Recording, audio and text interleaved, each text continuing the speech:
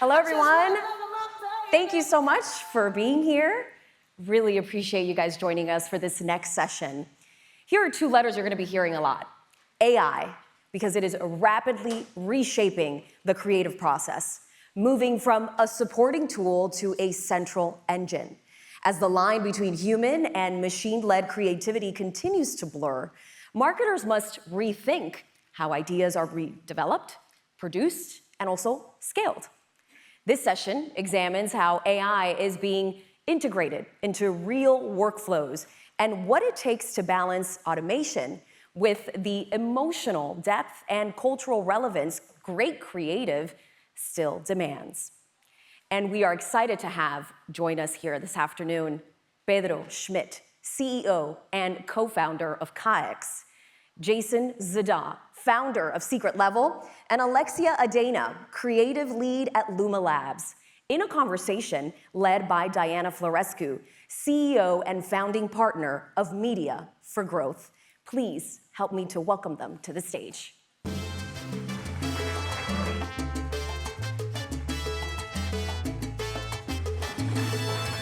Thanks.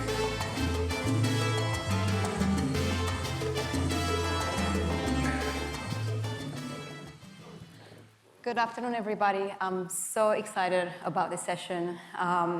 Through Media for Growth, we usually sit at the intersection of course, investment and media strategy, but a lot of creative production for our brands.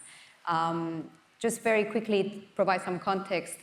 We are a multi-channel media capital investment firm.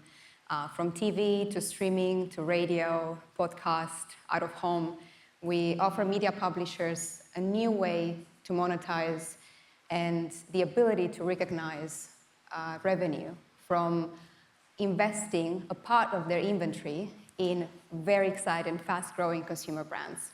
So obviously we deal with investments, we deal with strategy, but we've seen it time and time again. You can have the best media strategy and the best investment. If the creative is not great, the work is half done. And that's exactly why we're here today. And I have some fantastic voices on the panel. Each of them has amazing experience in their own field. And I would like to introduce Jason Zada. Yes. Emmy-winning director, founder of SecretLevel, an AI-native entertainment studio, worked with Coca-Cola, and we'll see many other projects that Jason has worked on, as well as major Hollywood projects. Jason has been championing the shift from advertisers to storytellers before most of us were paying attention. Alexia Adena, creative director at Luma, leading the creative team. Alexia also comes from the agency world at Edelman and is now building tools that let creatives focus on storytelling instead of just a technical process. And Pedro Schmidt, CEO of Kayax. He's the founder and CEO of the company, a Swiss functional beverage that launched in the US about a year ago, and proved that you don't need a big brand budget to produce a world-class content. Kayax is also a portfolio company of Media for Growth. Jason, let's start with you. The other day, we talked about something that really stuck with me, the fact that AI isn't intelligent on its own, and it needs human creativity to make it extraordinary. We're about to play a video which is a compilation of amazing projects you've done, and I would like you to pick an example and tell us where you felt that AI actually elevated the creative, and where have you seen it fall flat when the human hand wasn't there? All right. I mean, a lot of the work in here, it's brand work as well as narrative work. The narrative work that I do personally, it's always just used as a way to test models, and in testing those models, trying to break them, try to figure out, what works. So like you'll see, there's just so many different styles that we could work in now. Traditionally, if you were to go out and shoot something, you had a CG budget that could only go so far. Nowadays, we could and anything you could dream up, you could make a reality with AI. Like doing, a 90-second animated Coca-Cola, TV spot would have taken 6 months, would have taken millions of dollars. And, AI really brought that down. And the reason why I was just saying about the AI, it's not very intelligent, is it takes a lot of work to like, people think it's really easy, like you press a button and you get something great out. And I can tell you the amount of hours that me and all my team have spent working on all these projects, it's definitely, a lot of, sort of like they call it a slot machine. We're pulling the lever and you get something out of it. So, yeah. You worked on the Coca-Cola campaign. Was there anything that you felt that it didn't come through from a very first attempt? Where do you feel like AI still kind of falls short and it absolutely needs human supervision? I mean, I think anything creative, you're gonna want, you want a human involved in it. I don't think that there's, I think AI in its own it doesn't have, like, it doesn't have taste, it doesn't have soul, I mean, I've always tried to figure out, like, distill it down, like, what is it that makes the human side of it, unique, in terms of, like, is it our taste? Is it, what are the things that the machine can't replicate? And, with any project like that, you just have to, it's a lot of human, brain power and time on them. So, Alexia, speaking about the process and the human supervision, when it comes to the workflow of actually creating this, how is that changing from, let's say, a year ago? What do you see changing in that workflow? What do you think that is Luma enabling that wasn't possible a year ago? Yeah, I mean, at Luma, we're really pioneering this new way of working with creative agents. So if you're working with AI within the last year, you're either doing traditional prompting, where you have to really structure a prompt based on the subject, the camera details, the composition. You have to know all of these technical details on how to prompt that. And then that's kind of evolved into these node-based systems where it kind of gives the illusion of control, but it's very rigid and deterministic. And so you're basically kind of like managing spaghetti. And each of these nodes on this, in this spaghetti has a prompt and parameters. But if your output isn't exactly what you want it to be, you have to go back and like manage the plumbing of this system and try to figure out what went wrong. Mm-hmm. And that actually leads to a lot of hours and a lot of time that you're not spending being creative. So with creative agents, what we're doing is we're pioneering this world where you bring that taste, you bring that direction, you bring that vision to the tool, and our creative agents go and speak to the models for you.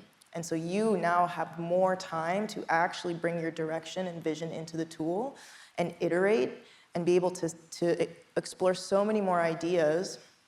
And the thing that's really, really powerful is as you're working on your story, your universe, your brand, these agents remember and have context. So I've been at Luma for the last 4 months.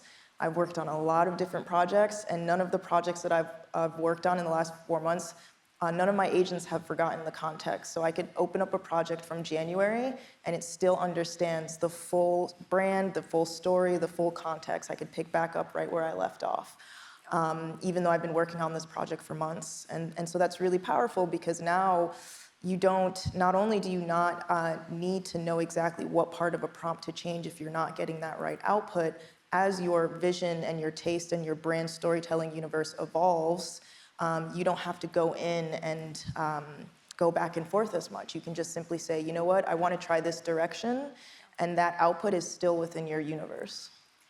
Let's look at an example of how this would come to life.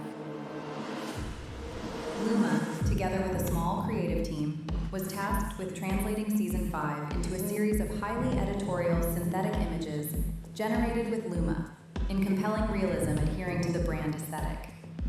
The team received a detailed brief outlining the desired tone and character of the synthetic human models, along with the specific key garments to be featured. From that foundation, the team worked with Luma agents to generate and shape the synthetic models themselves, defining their identity and facial characteristics. Everything was built from the ground up: environments, models, styling, poses, and props, all in a brutalist world defined by stark geometry and controlled overcast light. Teleportation became the narrative device, each frame frozen in a moment mid-transition, as if each synthetic model had been teleported into the scene mid-action and captured in a captivating freeze frame. The result? A series of highly editorial and on-brand images with our synthetic models, with full garment reproduction and fashion-forward art direction, hinting at the marketing possibilities at scale enabled by the power of Luma agents.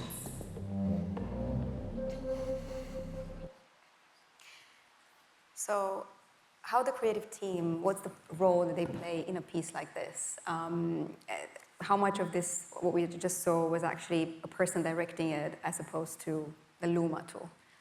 Yeah, so you can imagine, if you're a part of a creative team working in Luma, what's great is it's multimodal and it's multi-model. So in this canvas, essentially, as a creative director, a strategist, a copywriter, art director, you're all in this canvas together. And before you even start, we really educate our clients to bring in your brand universe into the canvas. Brand guidelines, briefs, color palettes, typography, past campaign work. You can upload videos into our tool. The agent can actually extract frames, analyze. It can analyze audio. Put all of your brand universe into the tools to train the agent to understand this is Adidas. This is the style of Adidas. This is the tone of Adidas. And we really train our clients to spend that time and make sure the agent understands and gets it. Then you can start really building out your campaign and your storytelling. And because it's collaborative, you can have your writers in the tool, your art directors in the tool, and you can really split up what everyone is doing. And so in this example, we created synthetic models, but you can also use, leverage digital twins. And so you create your character reference sheets. The best practices, we train our clients on how to do that to make sure that you don't have to kind of go back. You're working efficiently. So you have your character references, your environment references, your storyboards.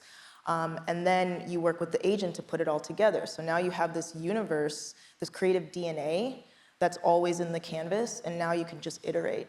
So I could go into the canvas that campaign was created 2 months from now and just swap out, a different character and be able to run, I could change the weather condition or a character and then just run it all again without spending the amount of upfront time that we had done previously and just get another iteration. And I can do that in minutes. And so that's what's really changed here is the ability as a brand to really inject your creative DNA in the tool and then explore all the different creative possibilities without spending hours of being able to iterate. Yeah. I see Jason nodding, and you talked about how brands are now becoming storytellers and owning their own IP, so stop renting audiences and creating their own. Where do you see this going? First, big fan of the agents. I love them. I think, anything that removes the friction that we have in using AI is great. Brands, for me, we're finding ourselves in an interesting position because SecretLevel does half brand work and then the other half is Hollywood. And Hollywood is kind of stuck right now.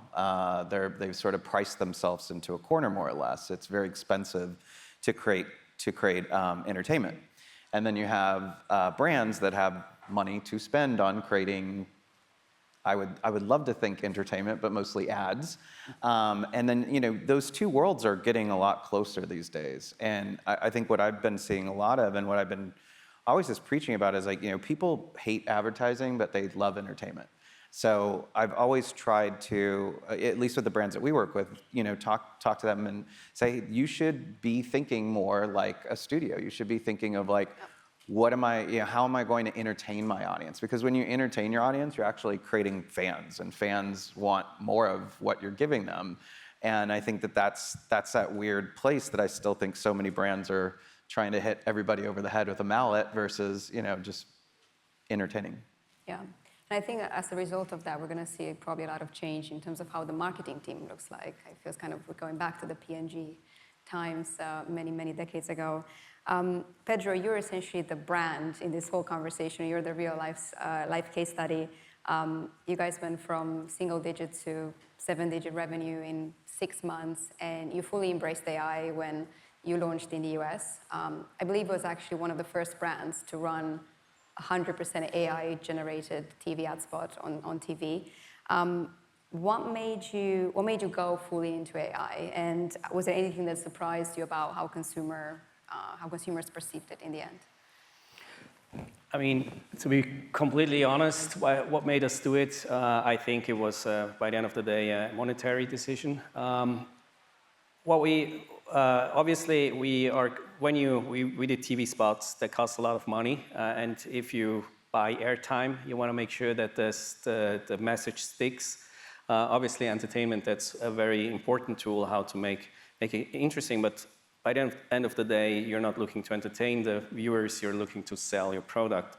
And there are different aspects that help selling the product, the entertainment part of it, but the messaging, but also the look and feel of the commercial, basically.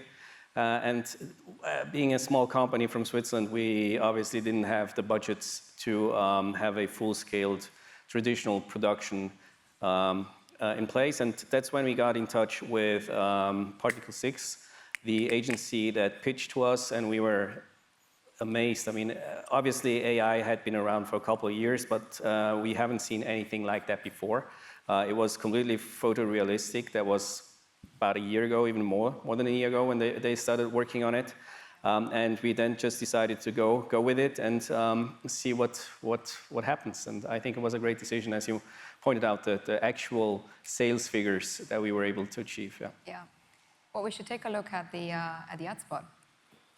You train like a pro, or to take the edge off, but true gains and lasting energy come from recovery. Nearly 50% of high performers have imbalanced cortisol, which can sabotage your progress and disrupt your sleep. Canex is the world's first fast-acting cortisol reducer, clinically proven to optimize your sleep and increase your daily energy. Push, shake, recover. Canex, outperform yesterday. So Pedro, you mentioned cost was probably one of the reasons, right, that you went into a full AI-generated creative ad. I remember we changed this for the second campaign, and just a small change in the scene and changed the whole voiceover. Was it something that you felt like didn't work, or absolutely needed your judgment as when the whole campaign was put together, when this creative kind of came about? How much was it the tool that created this and your team's input on, I think we talked about even the kind of the characters that we saw in the creative, right? The different scenes of the sports that we've seen at the start of the creative. Yeah, definitely. Great question. So, especially with our product that's very technical, it has some very scientific points that we wanted to point out during the commercial. We were very conscious in how to bring those in. For instance, we see somebody cycling, and this was something that first was just a road cyclist, now it's more like a cycling class. So a lot of thought and brain power went into these small snippets. So by the end of the day, what Jason said, obviously, it's true. I mean, AI obviously is a tool, it can help you, but there must be people behind it doing the actual brain power when it comes to the messaging part of things. Yeah. It's super interesting to hear that I think the creative part, the technical part of creating, is becoming easier, but by the end of the day, it's always humans that need to make the final decisions. And I'm curious, this is a question for all three of you, and please feel free to jump in. I mean, now we're seeing more ads created this way, whether it's TV ad spots or even shorter video or long-form video. So we're getting smarter at identifying what is AI and what's not AI. Does that matter? Like, how do you actually think about maintaining that emotional depth with the people seeing the creative when the production tool is basically becoming the machine in the end? I think it's great, and I think it's really important for the consumer to know what's AI and what's not AI, and the fact that the world on social media is different than the real world. So we on social media, we do see a lot of anti-AI sentiment. One of my colleagues, Ben Benicio, I think you know him, he actually worked on a project with a client where he created some AI-generated ads for, it was like a toy that was in Hot Topic. And the actual ads on social, there were all of these comments that were kind of like, is this AI, anti-AI? And it got a lot of engagement, and they, like, Ben was concerned because it was like, oh man, like they're getting a lot of negative comments, but then the sales like spiked after that. And he heard from his client, like, they said they feel pretty confident that the marketing that they created for the product contributed to the spike in awareness and the spike in sales. So it's really interesting. You see this sentiment on social of anti-AI, but the thing is, if it is really great creative and it is telling a story, whether or not you use AI or integrate AI or not, at the end of the day, the consumer is going to respond to that on an emotional level, right? But I think being transparent about how you're using AI in your marketing is still very important, because there are environmental impacts. There are all of these things that consumers care about, and so it is on them to make an informed decision of whether they do want to engage in a brand if they do feel that way. But I think we shouldn't necessarily just rely on like the comments that we see on social to determine like, oh, does everybody, if you use an AI-generated ad, you're not going to actually like get results on this product. Yeah. I mean, it's weird. I kind of feel the same way, but also a little different, only because I think it's like it'd be weird to call out the use of CGI in something, right? Like, disclaimer, uses CGI. Well, everything does these days. And AI, to me, there's different ways of thinking about it. But when we when we did the Coca-Cola TV spot, it was tested prior to them releasing, of course. And they didn't tell people it was AI, and it tested very, very well. And nobody really knew or cared. And I think that when you go out and you tell people it's AI, there is that natural, like, there are some weird tension stuff. I mean, I got, everything from death threats to all kinds of weird stuff after the Coca-Cola thing, that we ruined Christmas and all this kind of stuff. And I was just like, there is this like kind of battle, it feels, if you participate in the online discussion boards and things like that. But it is going to become very much, I think, the standard. Like, things will just be, there are going to be the things that we shoot and the things that we don't shoot. And the things that we don't shoot, that list is going to get like longer and longer, because it just won't economically make sense. I saw a really funny meme the other day, and I'm a director, so I love being on set. But at the same time, this meme had this idea that remember way back in the day when we used to stand around in the rain and wait for the right light and all that kind of stuff. And I don't think we're ever going to get to that point where we won't shoot things, but it's an interesting time to be doing what we're doing, because there is that polarity on everything. It opens up a world of opportunities. I don't know, Pedro, if you'd like to add. I mean, nobody knew that it was an AI TV ad spot. Yeah, I mean, and we also somehow saw that shift, because we then started telling people, just because we were so proud about it, that at that point in time, early summer, the AI hype was quite big. People were still quite amazed by it. Eventually, that kind of shifted, I think, where people said, oh, that's AI, and people got kind of, I don't know, even anxious about the whole topic. And yeah, I mean, eventually, obviously, as a brand, you need to have also additional tools at how to transport emotions. In our case, we work very closely with celebrities and ambassadors and many athletes, being a sports nutrition brand, obviously. But on the creation part, I think it's definitely the future. Yeah. Just shifting topics slightly, because I'm sure we have some agencies in the room and creative studios. And Alexia, you've seen both worlds, being with Edelman before. Is there still a misconception about how agencies, think about AI and should be adopting creative workflows? Are we there yet? I know we talked even over breakfast about how the agency model is shifting, and you're working a lot with agencies. You work also with agencies as well. What do you see? Yeah, it's interesting. Yeah, at Edelman, we were also procuring enterprise AI tools, and yeah, now I'm on the other side of that story. And a lot of agencies that understand that innovation is essential to stay competitive, and AI is just part of the future of innovation. They are figuring out what tools do we use, how do we integrate it into our creative processes.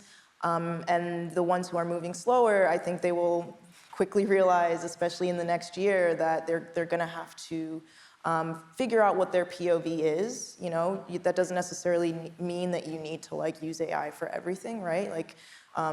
There's a place for it, but they will realize that they have to figure out what is the place of AI in my business, agencies and brands alike. Yeah. Jason, would you like to add anything to that? No, I agree. I mean, I think that to me, I don't understand why more brands wouldn't be doing it right now. It makes a lot of sense economically, but also just from a creative standpoint, the things you could do. You could dream bigger. You could tell bigger stories. I mean, there's still things like AI is not good at people performances, in my opinion, yet. It's getting okay, but I still would, not want to watch a feature film with synthetic actors. Unless there was some human performance behind it or something like that. So I think we're still a ways off for certain brands to jump in, but yeah, some of the agency, I mean, I know all the agency networks, they've all built tools, they've all licensed tools, but then we go and work with them, and then everybody says, well, we don't like our internal tools. We can't use X, Y, Z, so therefore we're coming to you. And I think that there's so many. It is a little bit of the Wild West right now. It's the legal side of it is an issue for a lot of brands. I know that.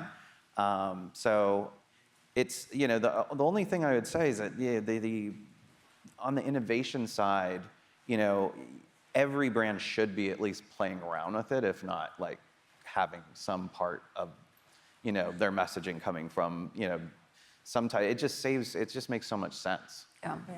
And based on what you just said, using different tools, I think even putting the creative TV spot together, so many tools were involved. And I'm curious, thinking about how quickly things are changing. What's most exciting for you in the next kind of 6 months? What do you think that we'll be able to do in 6 months from now that AI can't do today? I know this is a whole conversation. It's another hour. I'm sure you can cover it. Yeah. Yeah. I mean, with ASI, not to say that that's going to happen in the next 12 months. This hypothetical ASI, the researchers who are studying this and writing papers about this and who are experts in this, they say that we can't even fathom what ASI would be capable of because it would be beyond our comprehension. I don't know if that's 12 months from now. We're hearing so many 3 to 5 years, 5 to 10 years. I think in general, it's, the ability to synthesize what's going on in our brain and extend our thinking is just going to become more and more powerful. And I think it's just going to be important for us to be involved in the conversation. And, at Luma, we're 20 to 25% creatives, which is unique for, a tech company. So people like myself, our other forward deployed creatives, we have this very special opportunity to influence how the product evolves from a creative perspective. We are genuinely this, we're kind of like the end user. This is the way that, a tool that I use, I'd love for it to be evolved, and our enterprise clients are creatives. And so the more that the end user and people who work at these tech companies represent the end user are involved in actually building these products, the more we'll see this kind of world that more so reflects what we actually need and what we desire. So from my perspective, I think it's important to not be passive in this world and really, whatever that looks like in your industry or even as an individual, just, getting involved and learning about the technology and, Was it maybe a specific example, Jason, where 6 months ago this wasn't possible, today this is possible to achieve? I know that I'm personally searching for the Toy Story moment.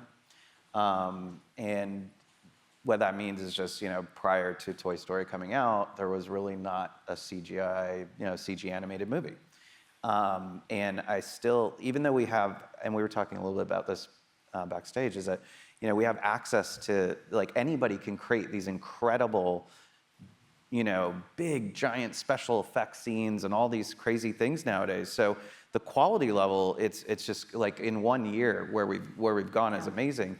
So now that everybody has access to these tools, I'm really looking for, like, what's that story that we haven't seen yet? What's the, you know, so I think it's less like the tools are getting, the technology is getting so good that, you know, we were waiting for it to get to this point, now it's here. So now the big question becomes, like, what's gonna be that thing that we're gonna see, that somebody's gonna create, that somebody's gonna make? It could be that 10-year-old kid, you know, in Idaho. It could be anyone. And that's the exciting part, because there's no more, you know, there was walls around creating very high-end entertainment. And then, you know, now anybody with a computer and an internet connection can do it, so.